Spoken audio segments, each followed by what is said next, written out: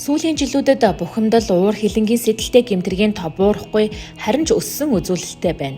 Тиймээс Орхон аймгийн гэмтэргээс урьдчилан сэргийлэх ажлын зохицуулах салбар зөвлөл, цагдаагийн газар хамтран хүний эрүүл мэндийн халдшгүй байдлыг хамгаалах аливаа хүчирхийлэл түрэмгий зан уур бухимдлаас үүдэлтэй гэмтэргээс урьдчилан сэргийлэхэд чиглэсэн уураар бус ухаалаг аяныг эхлүүлж байна. Манай аймагт сүүлийн 5 жилийн хугацаанд хүний эрүүл мэндэд хөнгөн хохирол санаатай учруулах, хулгайлах, залилах гэмтэргүүдийн тоо өссөн үзүүлэлттэй байна. Насны хувьд 18-аас 35 насныхан энэ төрлийн гэмтэргийг үлдэж байгаа нь их хэвэн эмзэглүүштэй юм.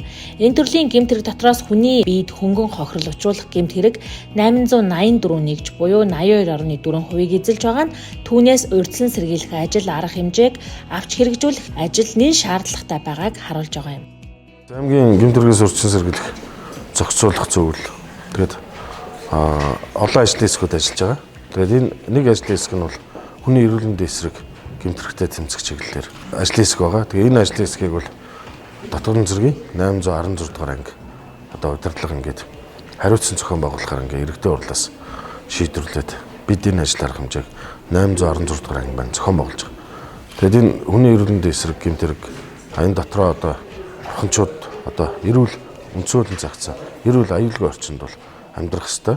Тэгээ энэ аяныг бол одоо Эрдэнэт үйлдвэр төрийн өмчт үйлдвэрийн газраас одоо эхний ээлжинд бол манлайлжуул ингээд зохион байгуулахаар Эрдэнэт үйлдвэр төрийн өмчт үйлдвэрийн газар гамшигаас хамгаалах штаб тэгээ дотоодын зэрэг 816 дугаар анги ингээд хамтран зохион байгуулад ингээд явах юм. Аяны хэмжээнд өнөөдөр энэ ажил арга хэмжээний өрөөнд прокурорын байгууллага, цагдаагийн байгууллага, шүүх шинжилгээний газар гээд яг хүний эрүүл мэндийн эсрэг гэмтэрхтэй тэмцэхэд хуулийн хүрээнд ажилладаг, хамтран ажилладаг ийм байгууллагууд бас энэ ажил аяны хүрээнд бол тодорхой мэдээллүүдийг бол Эрдэнэт үйлдвэрийн ажилтнаа холбоогч бүтцийн нэгж удирдлагууд холбогдох хүмүүст бол мэдээллийг бол өглөө.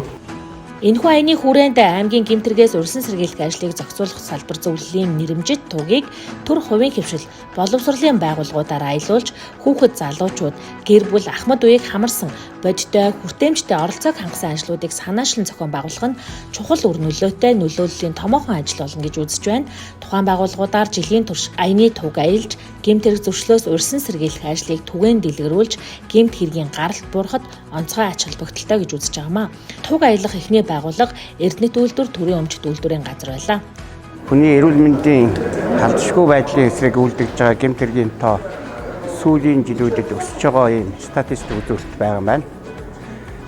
Эрдэнэт үйлдвэрийн хувьд бас Монгол Улсын Баатар үйлдвэр энэ аянд эхний тугийг одоо гартаж авч эхний үйл ажиллагааг хийж хэрэгжүүлэх юм өөрийгөө ногдож тугийг сая гартаж авлаа. Эрдэнэт үйлдвэр дээр гэмт хэргээс урьдчилан сэргийлэх зөвлөл ажилладаг.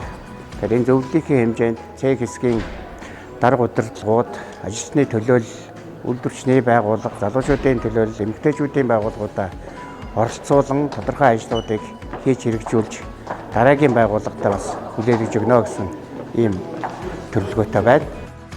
Аян энэ жилийн хугацаанд төр хувийн хөвшил боловсролын байгууллагуудаар аялах бөгөөд гэмтэргийг зөрчлийн тоо бууруулахад нөлөөлсөн томоохон ажил болно гэдэгт итгэлтэй байгаа юм.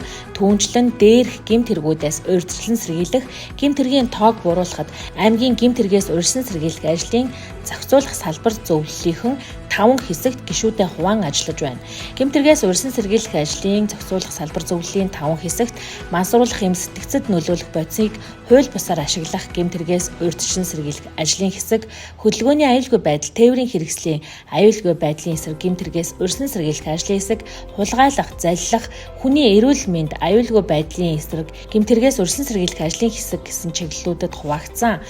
Дээрх 5 хэсэг өнөөдөр хагас жилийн хугацаанд хийж хэрэгжүүлсэн ажлынхаа тайланг аймгийн гэмтэргээс урьдчилан сэргийлэх ажлын зохицуулах салбар зөвлөлийн 2 дугаар хуралдаан дээр танилцууллаа. Энэхүү хуралдаанаар Орхон аймагт бүртгэгдэж буй 5 төрлийн гэмт хэргийн гаралтын талаарх мэдээлэл, хийж хэрэгжүүлсэн ажлын үр дүн, урьдчилан сэргийлэх ажлуудын мэдээллийг холбогдох газруудаас мэдээлсэн юм а. Сая дурдсан ажлуудаас бүсийн зөвлөгөө байгаа. За зөвлөгөө маань 5 сарын 21-ээс 22-ны өдөр Орхон аймагт маань зохион байгуулагдсан. За 30 орчим байгууллагын 100 орчим мэргэжлийн одоо анги байгууллага, цагдаагийн байгууллага, за гэмтэргээс урьдчилан сэргийлэх салбар зөвлөл, за бас тухай аймагуудын эрдийн төлөөлөгчийн хурал тэрний ажлын албаны төлөөлөлөд ирж Орхон аймагт маань энэ арга хэмжээ зохион байгуулагдсан. За энэ арга хэмжээний гол онцлог нь юу байваа? Нэгт энэ устгал одоо арга хэмжээ зохион байгуулах, мансууруулах үйлчлэгээтэй усны урамлалыг устгах ажлын үр дүн дэвшлүүлэх чиглэлээр мэргэжлийн байгууллагуудын үйл ажиллагааг уялдуулах.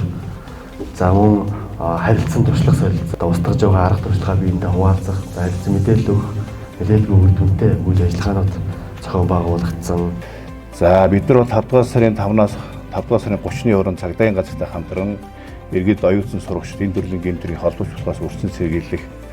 За захин гэмтрийн талаарх ойлголт мэдээллийн чиглэлээр бол бүх багуудаар бол сургалтыг бол зохион байгуулсан. За энэ хугацаанд бол 22 багийн нийт 525 ирэнд бол энэ сургалтыг бол зохион байгуулж мөн сургалтын үеэр бол гарын авалгыг бол гаргаж тарааж ажилласан. За хоёрдугаарт нь бол Орхон хууль зүйн пэйж хуудас байгаа. За өнөөдрийн байдлаар манай пэйж 15,000 дагагчтай байна.